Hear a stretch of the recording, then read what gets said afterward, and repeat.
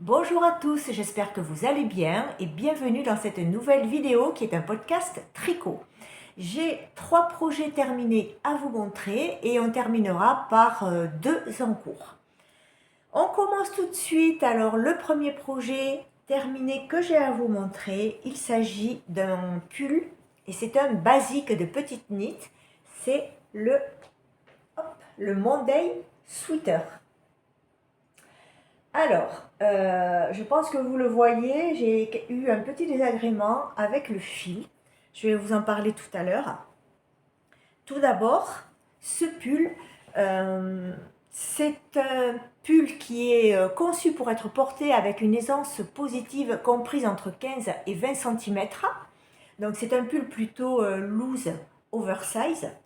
Toutefois, le mien est plus ajusté parce que je l'ai tricoté avec une laine d'épaisseur sport, alors que le patron le recommande d'être tricoté avec un fil d'épaisseur DK ou alors un fil de fingering associé avec un fil de mohair. Il se tricote en aiguille numéro 4 pour le corps et le col et les bords-côtes des poignets et du bas du pull se tricotent avec des aiguilles numéro 3,5. C'est un pull de construction raglan, donc comme je vous l'ai dit, c'est un basique, donc très très simple. Alors peut-être oui pour les débutants, oui pour les débutants aussi, il suffit d'être juste concentré pour la partie du col et puis c'est tout. Mais donc voilà, la couleur est très jolie, mais comme vous le voyez ici à ce niveau-là, comme vous le voyez là, il y a une belle démarcation entre les écheveaux en fait. Toute cette partie-là, c'était le premier écheveau. Et cette partie-là, c'était un autre écheveau. Et en fait, avant de commencer le pull, j'ai pas du tout regardé le numéro de bain. Donc je pense qu'en fait, c'était pas du tout le même bain et que c'est pour ça que j'ai une démarcation. Et si j'avais regardé, j'aurais pu apprendre à tricoter en alternant les écheveaux. Parce que ça, c'est quelque chose que je ne sais pas faire.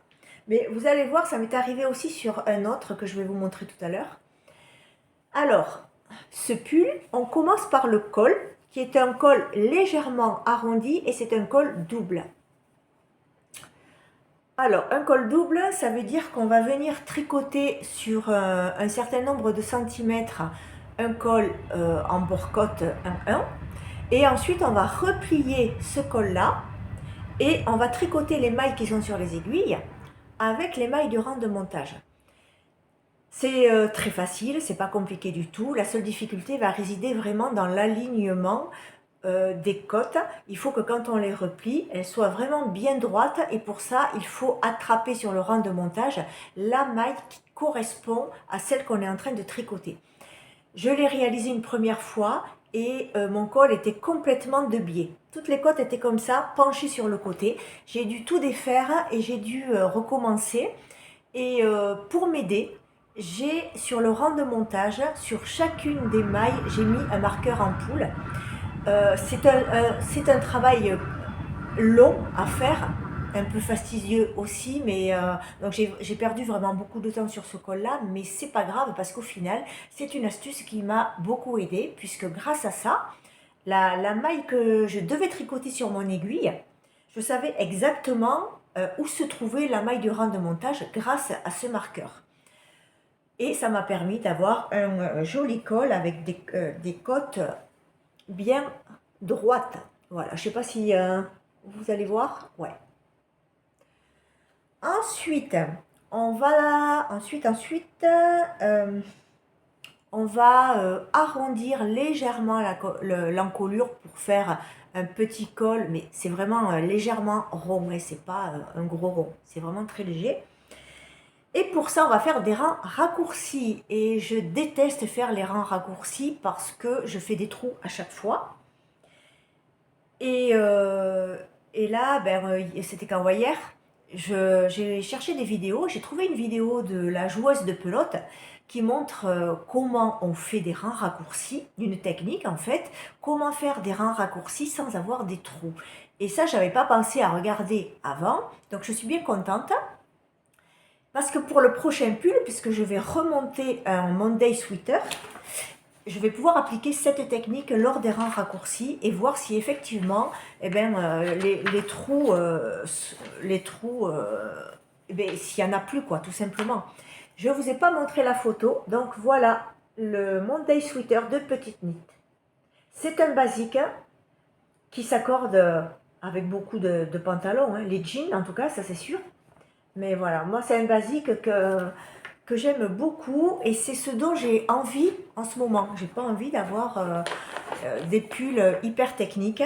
J'ai envie d'avoir quelques pulls comme ça, basiques, en coloris différents, parce que je n'en ai pas. Donc, une fois qu'on a fait donc, les rangs raccourcis, alors je vous montre, regardez, vous voyez, là et ici, on les voit très bien, ça fait des trous. Alors j'espère que sur le prochain, je vais réussir à réaliser cette technique pour éviter d'avoir ces trous-là, parce que c'est disgracieux, c'est pas très joli en fait. Et c'est dommage parce que ça gâche un petit peu le projet. Donc, une fois qu'on a fait ça, c'est une construction en raglan de chaque côté. Donc pour ceux qui débuteraient au tricot, qui ne sauraient pas, les raglans c'est ça. C'est ces traits comme ça ici qui vient au niveau des emmanchures. Une construction en rond, toute simple, en raglan. Ensuite, on vient séparer les manches, le corps et les manches, pardon. Donc moi, ce que je fais, c'est que les manches, je ne les mets pas sur un fil de laine ou sur un fil de Scooby-Doo. J'ai des câbles petits, de petite taille, qui font, je crois, 20 cm. Donc je mets toutes mes mailles en attente sur ce câble, que je ferme avec les bouchons prévus. Comme ça, quand je dois reprendre les manches, j'ai pas de transfert de mailles à faire d'un câble à l'autre. Elles sont déjà sur le câble, j'ai juste à enlever les bouchons, à visser mes aiguilles dessus et en avant guingant, c'est parti pour le tricot et je perds pas de temps avec ça. On tricote la manche, donc on a des diminutions à faire tout au long de la manche et un certain nombre de rangs. Par exemple, je sais pas, je vais dire n'importe quoi, tous les 5 rangs, on va faire 2 diminutions, par exemple. Et ensuite, quand on a la longueur, quand on a une certaine longueur, on va faire 12 cm de côte 1-1. Donc c'est des très grandes côtes.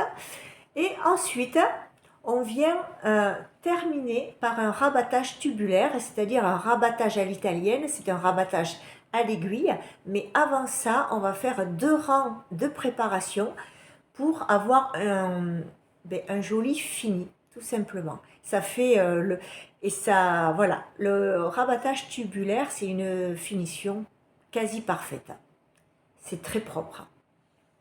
Donc on fait ça évidemment sur les 2 manches. Et on fait ça aussi sur le bas du pull. Je vous montre. Voilà, pareil, vous voyez, c'est très très propre. Alors, il faut savoir que le rabattage à l'italienne tubulaire à l'aiguille n'est pas forcément réalisable sur tous les bas de pull. Sur celui-là, j'ai pu le faire parce que la laine était de très bonne qualité, qu'elle ne s'est pas dédoublée, elle ne s'est pas détordue, donc, et elle ne s'est pas emmêlée non plus, donc c'était très facile à faire. Ce n'est pas le cas avec tous les fils. Ce pull, je l'ai réalisé avec de la laine Amadora de Mayflower. Je vais tout vous mettre en barre de description, comme ça vous n'aurez qu'à cliquer sur les liens si jamais vous voulez voir ces laines, si ça vous intéresse. En coloris, alors le coloris je sais pas, mais c'est une espèce de violet, aubergine, je dirais. Voilà, en fait, la couleur que vous avez à l'écran, c'est tout à fait ça. Voilà. Vous avez exactement la bonne couleur. Et voilà pour ce pull Monday Sweater de Petite Knit. Le projet terminé suivant que j'ai à vous montrer, il s'agit du pull Académie de Marie-Christine Lévesque.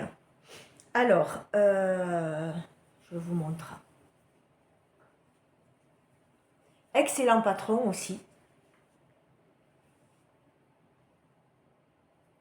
Voilà, avec un col en V. une finition en cotte 1-1. Alors, ce pull, il a subi des mésaventures, hein. Alors, la première, je l'ai tricoté avec un fil coton mérinos de chez Drops. Donc, c'est un fil qui est composé à 50% de coton et 50% de mérinos. J'avais entendu dire que c'était un fil qui se détendait pas mal au lavage. Alors, quand je l'ai terminé, je l'ai plié vraiment très serré, serré, serré pour le mettre dans un filet de lavage petit, à peu près, voilà, comme ça. Je voulais qu'il soit vraiment étriqué à l'intérieur de ce filet, parce que comme c'est un fil qui passe en machine à 40 degrés, je ne voulais pas qu'au cours du lavage, il ait de l'espace pour pouvoir se détendre. Donc je me suis dit, en le pliant très serré et en le mettant dans un petit filet, ça devrait éviter la déformation.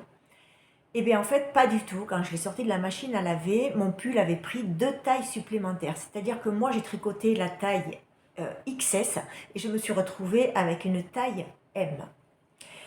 Donc laissez-moi vous dire que vraiment j'avais bien les boules. Et en plus, j'ai commandé 10 pelotes, 8 ou 10 pelotes, je ne sais plus, de coton mérinos chez Drops. Et je me suis rendu compte que toutes les pelotes étaient issues de 2 lots différents. Et il y a eu une différence de couleur parce que bien évidemment, je ne sais pas tricoter en alternant les écheveaux. Ça, je ne sais pas faire. Donc là aussi, ben, il va falloir que je regarde à trouver un tuto pour savoir comment on fait ça parce que c'est dommage, quoi. Sur un projet fini, ça fait une démarcation, c'est pas portable. Et c'est dommage, parce que tricoter un pull, c'est quand même énormément de boulot, quoi. Alors, il n'était pas comme ça, c'était pas cette couleur-là. Moi, j'avais choisi le coloris bleu tempête, qui est un bleu qui tire un petit peu sur le vert, qui était très joli aussi. Et je me suis retrouvée pareil en dessous de la poitrine avec une grosse démarcation et les autres pelotes que j'ai utilisées étaient beaucoup plus fades, la couleur était plus fade et en plus il y avait des traits blancs comme si il y avait certaines parties du fil qui n'avaient pas été colorées. Je suis très mitigée sur ce fil-là. Est-ce que je le rachèterai? Je ne sais pas. Franchement, je ne sais pas. Peut-être pour un châle peut-être pour un châle en dentelle qui, lui, pour le coup, a besoin d'être détendu et tiré au blocage pour que justement la dentelle s'aplatisse et prenne vraiment toute sa place. Mais pour un pull ou un gilet, non, certainement pas, parce que ça se détend beaucoup trop, même en étant précautionneux comme j'ai pu l'être. Et puis il y a cette histoire de teinture, quoi. Mais c'est la première fois que ça m'arrive, une différence de bain comme ça sur une laine industrielle. Et donc j'ai été très déçue. Ouais, j'étais vraiment très déçue et j'avais bien les boules, comme je vous ai déjà dit, ouais. Donc du coup, ce que j'ai fait, foutu pour foutu, je me suis dit que j'allais le reteindre ce pull. Donc j'ai acheté de la teinture multifibre, donc laine, coton, voilà. Et j'ai choisi du bleu marine, il n'y avait pas non plus 36 000 couleurs, mais comme on était dans des tons de bleu, je ne voulais pas modifier ça. Donc j'ai acheté du bleu marine parce que j'adore le bleu marine. Donc ça donne cette couleur-là. Et c'est très joli. Et j'ai l'impression en plus que la teinture a amélioré l'aspect de la fibre parce que mon fil était plus lisse et un peu plus luisant. Je vous montre de plus près. Donc j'aime beaucoup. Au final, la couleur, franchement, j'aime beaucoup. Donc je suis très très contente de l'avoir reteint. Et toujours dans l'esprit foutu pour foutu, vu il avait 2 tailles de plus, c'était vraiment trop large pour moi parce que comme c'est une encolure en V, normalement le V il s'arrête à peu près par là. Et bien en fait là il s'arrêtait juste en dessous de la poitrine, donc c'était vraiment trop dégagé. Moi j'assumais pas du tout de porter ça comme ça. Je l'ai passé au sèche-linge. Je me suis dit, peut-être que tu fais une grosse bêtise, mais bon, de toute façon, pour l'instant, même si là la couleur me plaît, je le porterai pas. C'est parce qu'il est beaucoup trop, l'encolure est beaucoup trop dégagée. Je l'ai donc passé au sèche-linge. Et bien, ça l'a pas abîmé du tout. Et il a repris sa taille initiale. Donc là, je me retrouve réellement avec un XS et je suis très très contente. Donc je vais vous montrer ce que ça donne porté. Voilà le pull Académie, ce que ça donne porté. Mais ma foi, je suis contente. La longueur des manches, c'est bien. Moi, ça me convient. Et voilà. Bon, on voit que, voilà, et la coton mérinos, vous voyez, elle prend les plis, elle est très très fluide, un petit peu lourde également. Ça c'est le coton, hein, ça alourdit énormément. Ça se voit, c'est pas un pull qui a de la tenue. Mais bon, voilà, un pull comme ça pour tous les jours, ça va le faire. Et donc c'est une taille XS et comme vous pouvez voir, même en XS, il fait une fois terminé 93 cm de tour de poitrine. Voilà. Allez, parlons technique. Pour la construction de ce pull, il se tricote du haut vers le bas. On va commencer par monter un certain nombre de mailles pour tricoter le dos, sur lequel on va former ici les épaules. On va tricoter une certaine hauteur. Et ensuite, sur l'une des épaules, on va relever un certain nombre de mailles pour créer le premier demi-devant que l'on va tricoter en faisant une augmentation sur le même côté afin de créer l'encolure. Quand ça c'est fait, on refait la même méthode pour le deuxième demi-devant. On tricote une certaine longueur et ensuite on va rejoindre en rond le dos et les deux demi-devants. Et à partir de là, on va tricoter en rond tout en jersey jusqu'au bas du pull que l'on va terminer avec quelques centimètres de bord côte 1-1 semi-torse. Quand ça c'est fait, on va relever des mailles ici, là, pour faire les manches. Les manches se tricotent toutes droites pour... ouais, je crois que c'est ça, c'est toute droite et ensuite on fait des diminutions drastiques au niveau du poignet pour terminer, pareil, par un bord côte 1-1 semi-torse et une finition rabattage tubulaire. Et ensuite, on fait exactement la même chose avec l'autre manche. Et pour terminer, on va relever les mailles sur toute l'encolure, sur laquelle on va tricoter un bord côte 1-1 semi-torse, oui, semi-torse aussi. Et on va avoir un jeu de mailles à cet endroit-là pour venir créer la ligne que vous voyez et dessiner une jolie encolure en V. Voilà pour ce pull Académie de Marie-Christine Lévesque que je trouve... alors c'est une designeuse qui fait des patrons formidables qui sont très très bien expliqués et avec elle, chaque technique, même les plus compliquées, sont d'une simplicité et d'une fluidité. Elle a vraiment l'art et la manière d'expliquer les instructions de tricot et de rendre simple ce qui pourrait nous paraître difficile. Alors, l'autre projet terminé, il s'agit d'un châle.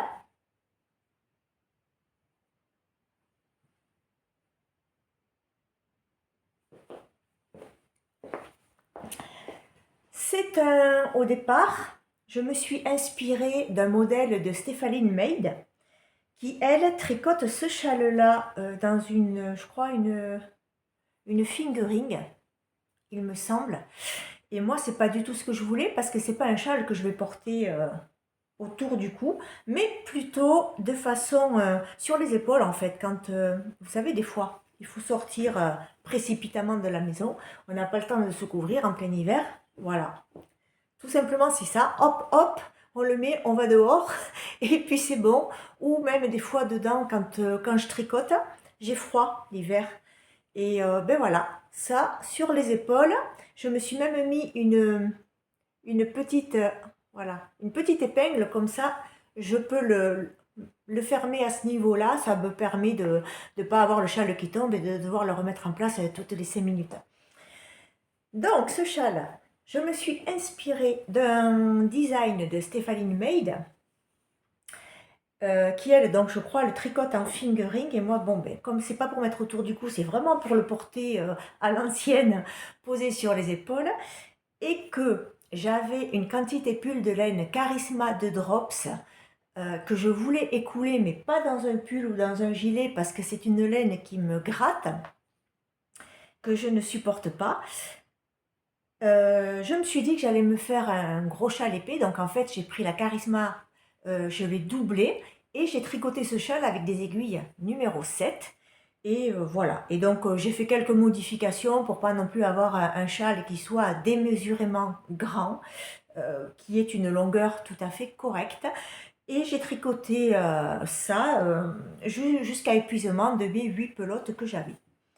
Tout simple, c'est tout simple, franchement. Il n'y a pas besoin de patron, ça se fait vraiment au feeling, hein, ce genre de châle. On commence par monter un certain nombre de mailles et puis ensuite, eh bien voilà, hein, c'est pas compliqué. On fait 4 augmentations, un rang sur 2, uniquement sur les rangs endroits. Et les augmentations, je les ai faites grâce à des jetés ici et au milieu, un jeté de chaque côté de la fameuse maille, et c'est ça qui va créer, et puis un autre jeté ensuite ici en bout de châle, et en fait c'est ça qui va venir créer le triangle. Attendez, je vous le mets n'importe comment. Voilà. Et c'est comme ça qu'on forme un triangle. Voilà, c'est un bleu marine ou bleu foncé, je sais pas, il n'y a pas de nom chez Drops, c'est des numéros, mais là non plus, j'ai pas gardé les étiquettes.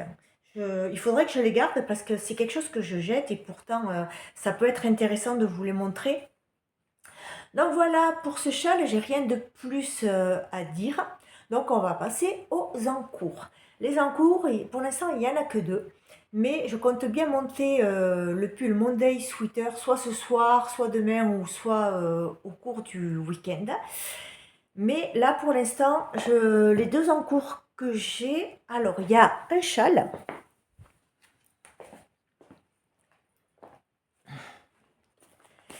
Alors, il s'agit du châle Monarque de laine poudrée, qui en fait n'est pas vraiment un châle, mais c'est plutôt une écharpe, qui fait une vingtaine de centimètres de large sur à peu près 2 mètres de longueur. C'est un châle qui se tricote en aiguille 4,5 avec un fil d'épaisseur DK. Et comme moi je suis très sensible aux laines, il y en a beaucoup qui me grattent. Les seules laines qui ne me grattent pas, ce sont les laines de teinturière Superwash. Mais ben là j'avais pardon, là j'avais pas les moyens de m'acheter des écheveaux pour le tricoter dans ce fil là. Donc j'ai acheté de l'acrylique. Est-ce que comme ça? Non, ben moi c'est toujours à l'envers. Bon, c'est pas grave, vous aurez compris. Voilà, c'est un fil à 100% acrylique, épaisseur DK, que j'ai trouvé à Centracor. C'est un gris clair. Alors, ça c'est un petit peu emmêlé, tout ça. Alors, voilà. Voilà la bête. Hop. C'est un châle qui est très technique. Je vous montre de plus près, que vous puissiez voir tous les petits détails. Donc, on a des bordures en I-cord qui se créent tout au long du montage. On a de chaque côté une fausse torsade. Ensuite, on a des côtes. On a des côtes 1 semi-torse. Et au milieu, nous avons la dentelle qui forment des papillons. Donc c'est un châle qui est très travaillé. C'est pas du tout un châle zéro cerveau. Donc c'est très intéressant à faire parce que il y a tout le temps des points. Mais par contre, ça demande, en tout cas à moi, ça me demande énormément de concentration. C'est pas quelque chose que je peux tricoter en regardant ou la télé ou une vidéo ou écouter un podcast. Et c'est même pas quelque chose que je peux tricoter quand il y a tout le monde à la maison. C'est vraiment le projet que je tricote quand je suis seule parce que pour moi, c'est très facile de se tromper. Il me faut une très grande concentration. Toutefois, je l'ai commencé il y a 15 jours. Bon, j'ai pas beaucoup avancé. Je suis même pas encore à la moitié, voyez. Mais c'est quelque chose qui est aussi assez fatigant psychologiquement parce que d'être comme ça très concentré sur chaque rang, parce qu'il y a à aucun moment vous n'avez que du jersey pour avoir une étape de repos. C'est tout le temps des points travailler. Donc moi ça me fatigue. Je vais pas au bout de 2 heures, je peux faire ça pendant 2 heures, mais c'est vraiment mon maximum. Au bout de 2 heures, j'ai le cerveau en marmelade. Je commence à faire des conneries, donc c'est pas la peine à ce moment-là, faut arrêter. Donc du coup là maintenant je tricote quelques rangs par-ci, quelques rangs par-là au fil de la journée et finalement c'est beaucoup mieux. Alors j'avance moins vite, ça c'est sûr, mais je fais beaucoup moins d'erreurs parce que au démarrage je faisais quand même pas mal d'erreurs. Donc il fallait que je détricote, repérer mon erreur, retricoter, bon enfin c'était pénible, vraiment c'était pénible. Tout ça pour vous dire que si ça vous intéresse, parce que ça reste quand même un très beau châle, mais ça se mérite. C'est pas un projet zéro cerveau, il faut le savoir. C'est un projet qui demande quand même de la concentration. Et voilà. Donc c'est tout ce que j'ai à dire pour ce châle-là. Et le dernier projet que j'ai à vous montrer, alors là, pour le coup, c'est quelque chose qui est vraiment zéro cerveau. Il s'agit d'une couverture de reste. Et c'est la Knitted Patchwork Reshape. Voilà, c'est un modèle gratuit que j'ai trouvé sur Ravelry. C'est une couverture patchwork qui est prévue pour être tricotée avec tous les restes de laine qu'on peut avoir. Donc, dans mon cas, à moi, ça ne sera pas la couverture design. Ça sera avec les restes que j'ai. Voilà, je ferai cette couverture-là. Donc, pour l'instant, voilà, j'en suis vraiment au tout début. J'ai commencé ça cette semaine. Ça, c'est les 2 premiers carrés que j'ai fait. Et c'est une couverture, voilà, on va monter un certain nombre de mailles et ensuite on va sur un des côtés, on va relever le même nombre de mailles et ensuite on a au milieu des diminutions à faire pour créer ce motif-là. Et voilà comment on fait la couverture, tout simplement. Donc ça, par contre, c'est vraiment zéro cerveau. Et en 1 heure, le carré est fait, donc ça va assez vite. Mais pour autant, ça sera une couverture qui vraiment va se faire au fil des mois parce que les restes de laine, j'en ai pas énormément. Donc il va bien falloir à un moment donné, quand j'en aurai plus, que j'attende d'avoir d'autres restes pour pouvoir les inclure. Et voilà. Eh bien écoutez, j'espère que cette vidéo vous aura plu. Si c'est le cas, n'hésitez pas à liker, à me déposer un commentaire et à vous abonner.